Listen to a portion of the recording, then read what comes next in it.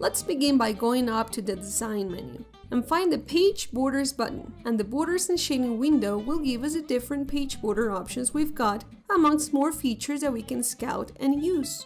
Feel free to follow me along by using the attached exercises. Notice an Art section where you can add artistic items as borders. For instance, let's say we like the little apples, and click OK to see how it looks. My document has now been appled.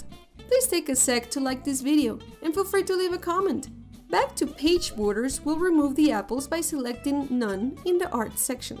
And notice that on the left-hand side of the window, we have the Border Settings section. By clicking on each, you can see on the right-hand side a preview of how it would look. We'll select the Shadow setting and add some color to it. We'll increase the width to 1 point.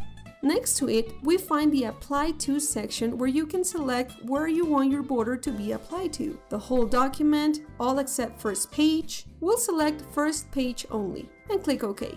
As you can see, the border has now been added and shown only on the first page.